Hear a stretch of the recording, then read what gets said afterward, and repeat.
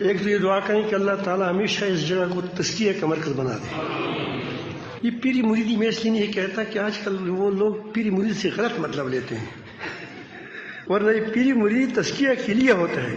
پیری مریدی یہ تصوف کا مقصد یہ ہے کہ انسان کا تزکیہ ہو جائے. انبیاء علیہ السلام کا تزکیہ اللہ رب العالمین خود فرماتے تھے. اس کی فطرت اتنی سلیم ہوتی تھی کہ بچپن سے لے کر جوانی تک، نبوت سے پہلے ان کے دل ایسے صاف ستھرا ہوتے تھے کہ اس میں وہ صفات جھلکتے تھے جو اللہ تعالیٰ کو پسند ہوتے تھے. آپ اندازہ لگائیں، حضرت موسیٰ علیہ السلام کو جب اللہ تعالیٰ نے پیغمبر بنایا، یعنی بھیجا، پیغمبر تو پہلے نبی تو پہلے سے نبی ہوتے ہیں. جس طرح کھجور کی گٹلی پہلے سے کیا ہوتی ہے؟ کھجور ہی ہوتی ہے، لیکن پل اپنے موقع پہ لاتا ہے. تو جب ان کو اللہ تعالیٰ نے فرمایا کہ تم فرعون کے پاس جاؤ، فَإِنَّهُ طَغَىٰ، وہ سرکش ہو چکا ہے.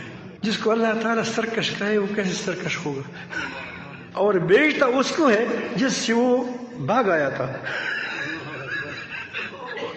اور یہ بہت بڑی ذمہ داری تھی.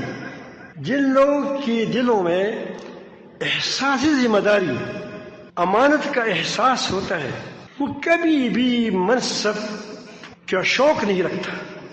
منصب کا شوق وہ رکھتا ہے جس کے دل میں احساسی ذمہ داری نہ ہو.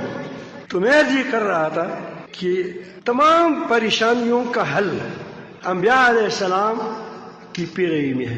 جتنی پریشانیاں ہیں، اب تک ہم نے یہ سوچا کہ ہم آگے ہو جائیں. ہم ابھی تک اپنی مدرسے نہیں نکلے. اپنی مدرسے کے بڑھائی کے لیے دوسری مدارس کی ہم بدخواہی چاہتے ہیں. اپنی مسجد کو عروج پر لے جانے کے لیے، وہ بھی اللہ کا گھر ہے، دوسرا بھی اللہ کا گھر ہے، ہم اس کی ٹانگیں کھینچتے ہیں. کھینچتے نہیں کھینچتے. یہ ساری کی ساری چیزیں جو ہے یہ ہماری احساسی یا ہماری اندر وہ صفات نہیں ہے جن صفات سے اللہ تعالیٰ راضی ہوتا ہے. تو تزکیہ کے بارے میں کہہ رہا تھا، وہ تزکیہ اسی لیے ہوتا ہے کہ تاکہ ہمارے اندر یہ گڑبڑ ختم ہو جائے جو ہماری فطرت سلیمہ برباد ہو گئی ہے. تکبر آیا ہے، حسد آیا ہے، منافقت آئی ہے، تو یہ دور ہو جائے اور اس کی بجائے اچھے اوصاف آ جائے. آپ دیکھیں پہلی وحی کے میں حضرت عزیز القبرار جو سب سے زیادہ اپنے جاننے والی شوہر کو کون ہوتی ہے؟ کسی اوروں کو شوہر بیوی جانتی ہے. تو اس کو اس نے نہیں فرمایا، نہیں کہا، نہیں کیا کہ رسول اللہ تو جنگلوں میں جاتا تھا، اللہ کے لیے پھرتا تھا اور چلے کاٹے تھے. یہ کہا اب کسی کتاب میں یہ ملتا ہے؟ یہ بتایا کہ تم نمازیں پڑھتے ہو، تم روزے رکھتے ہو، ایسا مل گیا. ایمانی صفات بتایا کہ تمہارے اندر ایمانی صفات ہے. کیا ہے؟ مہمان نواز ہے. تم مہمان نوازی کیا ہے؟ مہربانی ہے. تکسب المعدوم، تم کیا ہے؟ جس کے پاس مال نہیں اس کے لیے کماتے ہو لیکن اپنے پیٹ کے لیے نہیں، لوگوں کے پیٹ کے لیے، یا لوگوں کو کاروبار مہیا کرتے ہیں.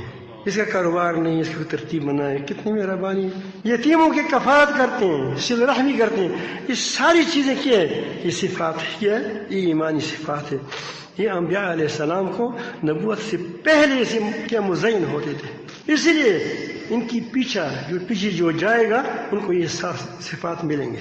تو تزکیہ یہی ہے کہ ہمارے دلوں سے غیر اللہ کا خوف نکل جائے، ایک اللہ کا خوف آئے.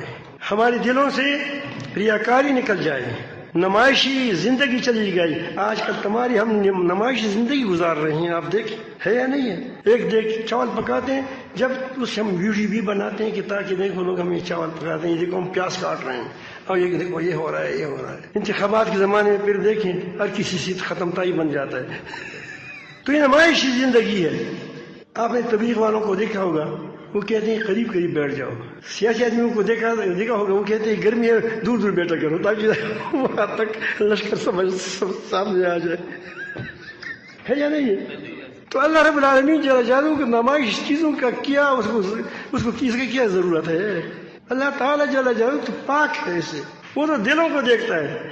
تو یہ جب ریاکاری دور ہو جاتی ہے، نفاق دور ہو جاتا ہے، شرک دور ہو جاتا ہے، تو پھر آدمی کو دل جب صاف ہوتا ہے تو اللہ تعالیٰ کو دیکھتا ہے، اللہ تعالیٰ کی ذات کو نہیں، اللہ تعالیٰ کی صفات کو دیکھتا ہے۔